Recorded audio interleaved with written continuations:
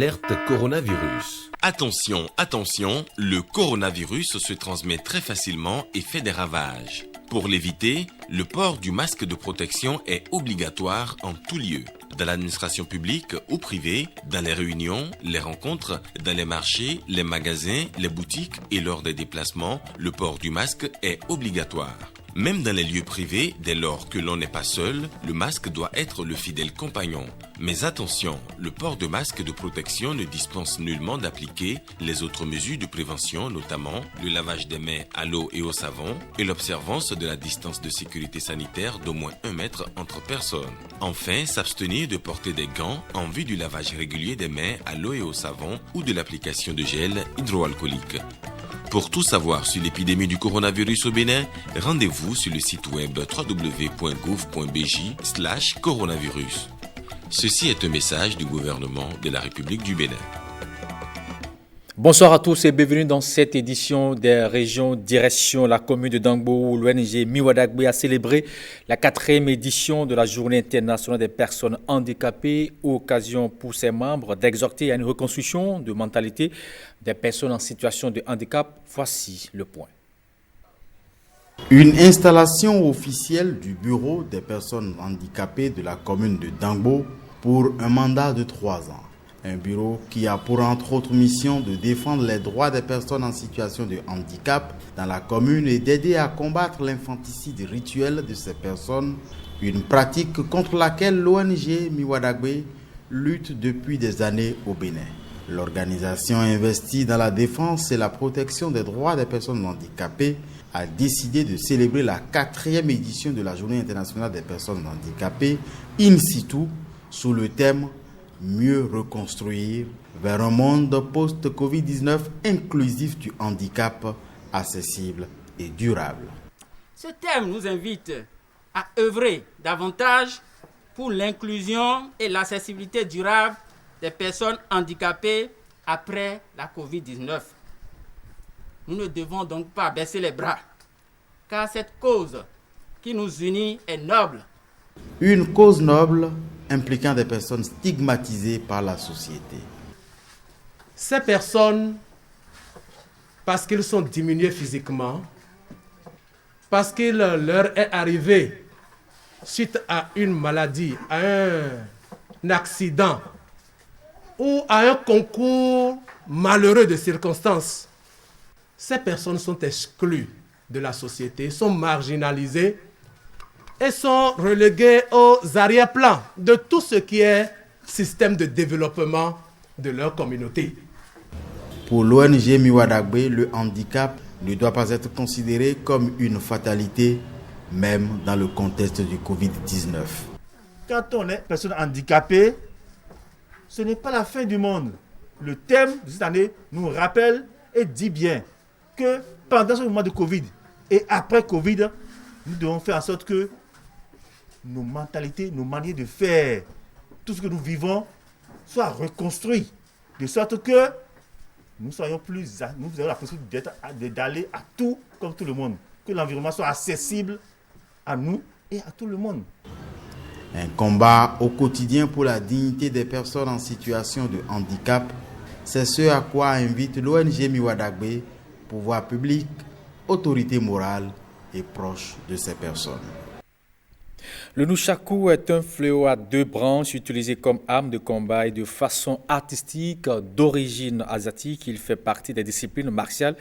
Nous vous amenons à la découverte de cet art pratiqué par un jeune béninois qui en fait sa passion. Le reportage est signé Fifame Salomé Atadiji. Formé de 2 ou 3 morceaux de bois ou de métal, de forme ronde ou octogonale, évasé et relié par une chaîne ou une corde, le nunchaku est pratiqué dans de nombreuses écoles d'arts martiaux.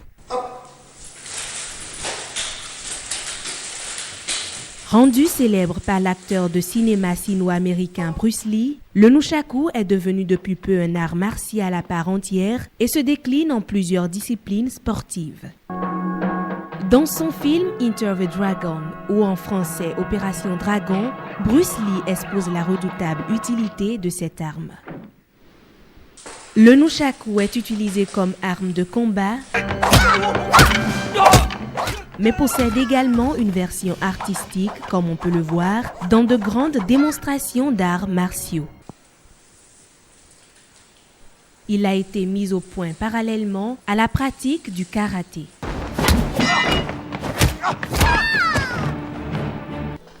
Edison Odun, 23 ans, est un jeune béninois qui s'est approprié cet art depuis environ 5 années. Son modèle, cette figure emblématique du combattant avec un ou plusieurs nunchakus, Bruce Lee. Alors depuis tout petit, je suivais les films de Bruce Lee, un acteur que j'ai beaucoup aimé. J'ai été vraiment marqué par la façon dont il manipulait cette arme-là. Et j'ai voulu faire comme lui. Et devenir comme lui, le Bruce Lee béninois. Passionné par cet art, Edison le transmet à d'autres de sa génération qui prennent petitement le pli, tels que Emmanuel Akogu, jeune étudiant. Et ce qui m'a intéressé dans l'art du nunchaku d'abord, c'est la beauté des mouvements. Le fait de pouvoir combattre son adversaire, mais tout en beauté. Après déjà 2 semaines de séance, la maîtrise venait, j'arrivais à garder le nunchaku sans que ça ne tombe de mes mains, etc.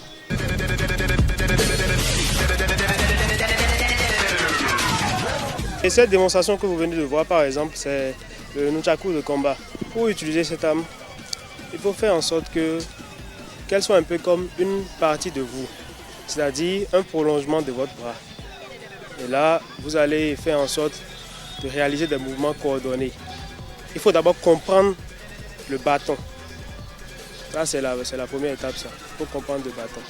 Et quand vous arrivez à le faire, c'est fini. Tout le reste se passe de la façon la plus simple possible. Grâce à sa détermination, Edison Odun a réussi à se glisser parmi les membres officiels de la WNA, Fédération mondiale du nunchaku, après plusieurs épreuves réussies. Edison est quelqu'un de très motivé et c'est surtout quelqu'un qui mérite toute votre attention. Alors n'hésitez pas à le soutenir, n'hésitez pas à vous tourner vers lui. Il a besoin de vous pour développer le nunchaku et pour le promouvoir au Bénin, mais aussi sur le continent africain. Je compte sur vous car Edison le mérite. Edison participe actuellement au Golden Combo Tournament, un tournoi qui met en lice plusieurs pratiquants du nunchaku. Classé 2e de la compétition en Afrique lors de la première phase sélective, le jeune de la vingtaine est le premier pratiquant à représenter le Bénin à cette compétition mondiale.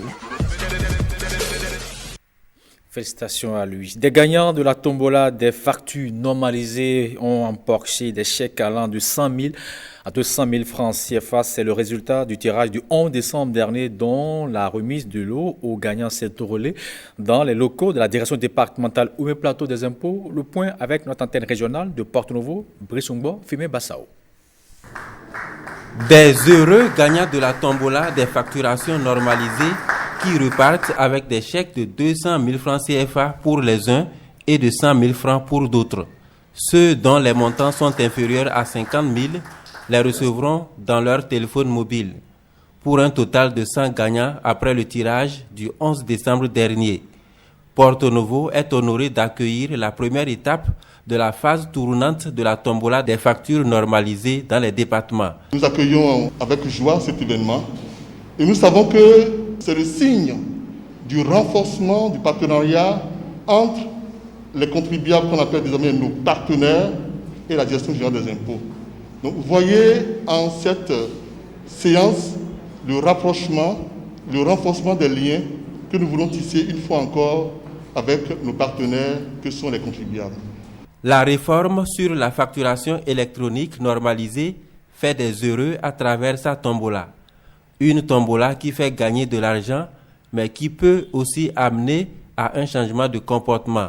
Et tenez-vous tranquille, il est prévu dans le cadre de cette tombola, mais servent toujours 2 super gros lots. Et de quoi s'agit-il? Il s'agit de 2 véhicules neufs, flambant neufs, 0 km, dont le coût unitaire hors taxe est égal à 25 millions. Imaginez, vous pouvez faire un achat peut-être de 500 000 francs et gagner un véhicule flambant neuf à 25 millions. Le jeu vaut la chandelle. Pour en arriver là, il suffit d'accomplir de simples gestes. Ces gestes c'est de réclamer chaque fois, toutes les fois que vous achetez dans un centre commercial, dans un supermarché, n'importe où, et pas n'importe quelle facture, mais les factures normalisées. La réforme sur la facturation normalisée constitue un enjeu important pour la Direction générale des impôts. Les bénéficiaires sont invités à être de véritables relais au sein de leurs communautés respectives. D'autres départements connaîtront la même cérémonie avant la phase finale tant attendue. Le Bénin, le PNUD, à l'heure de l'évaluation des performances, la revue annuelle de l'année en cours a permis de passer en revue les succès et d'énumérer les difficultés. Eman Rodigamegan, Simon Villon pour plus de précisions. Autour de la table, les acteurs de l'écosystème PNUD État béninois. Un tandem en étroite collaboration qui marque un arrêt pour évaluer le chemin parcouru. Cette revue annuelle revêt une importance particulière, car à travers l'examen de l'évolution des indicateurs de suivi et des indicateurs de produits, elle permettra de tirer les leçons de la deuxième année de mise en œuvre du nouveau programme de coopération du PNUD au Bénin. Elle permettra également de savoir si nous sommes sur la bonne trajectoire et si les résultats réalisés contribuent réellement au développement socio-économique et à la réalisation des objectifs du développement durable au Bénin. Cet exercice est le premier du genre au Bénin pour Awale Mohamed Abchir, qui a pris les commandes de la représentation du PNUD à Cotonou. L'agence onusienne intervient dans maintes domaines. À juste titre, cette séance de reddition de comptes prend tout son sens. Les revues comme celle d'aujourd'hui nous donnent l'occasion de remettre chaque acteur en face de ses responsabilités, d'identifier les forces et faiblesses des actions entreprises, d'apprécier les leçons apprises ainsi que les bonnes pratiques à capitaliser. Le but de l'exercice n'est donc pas de se défendre ou d'accuser, mais dans une démarche d'écoute et d'apprentissage, de relever les contraintes en vue de leur lever et d'identifier les réussites à saluer. Prendre appui sur les succès et les failles pour fortifier l'avenir. Le PNUD et le Bénin se donnent la main pour regarder dans une même direction. Remise de parchemin aux lauréats ayant participé à la formation Coaching Voice, une formation qui a mis en lumière des jeunes talents aux voix de Rossignol. L'initiative émane d'un animateur. Retour sur les temps forts de cette cérémonie avec Arsène Dancy et Michel Elegbe. Classe de voix, exercice de diction ou d'intonation, le Coaching Voix deuxième édition est à sa fin. Des 11 participantes, 9 repartent parchemin en main. Mais avant cette étape, des épreuves tests, récitation et appropriation de plusieurs tests écrits par l'initiateur de l'événement. Des voix mélodieuses, le Coaching Voix a révélé des talents. Les Egungun au Bénin, ils sont symboles de l'esprit du mort revenu pour se manifester aux vivants. Ils portent encore en eux les mystères du vaudou en Afrique. Tout le monde a besoin de travailler sa voix, que l'on soit journaliste, que l'on soit secrétaire, que l'on soit caméraman, que l'on soit tout ce que vous voulez. On a besoin de cette voix pour forcer les portes, faire entendre nos messages, pour séduire, pour convaincre et aussi pour faire de très bonnes choses. Des techniques bien utiles leur ont été apportées. En 4 semaines, elles ont appris. La voix, instrument indispensable pour tous. On a beaucoup appris, que ce soit côté voix, côté présentation, même si tous ceux qui participaient à cette formation n'étaient pas tous des journalistes. Et donc, cette formation a été riche. On a travaillé dans une ambiance conviviale, dans la joie et aussi avec beaucoup de volonté. Les autorités présentes à cette cérémonie repartent émerveillées. On a besoin de ces voix pour changer un peu, pour varier un peu, pour donner plus de couleur à ce que nous faisons. Et je tiens à vous féliciter pour tout ce que vous avez fait, pour tous ces sacrifices. Et espérer que ce ne sera pas juste la fin, parce que pour moi, ce n'est que le début du commencement. La voix, c'est quelque chose de formidable et je voudrais que ces filles-là ne lâchent pas Dimitri. Qu'elle le garde comme leur gagne-pain, comme leur lumière, comme leur coach, voilà, comme le nom l'indique, parce que la voix peut vous amener très loin. Franchement, vous m'avez sidéré. Gloria, c'est la première qui est passée. Franchement, j'étais épaté, je ne savais pas qu'elle avait du caractère comme ça.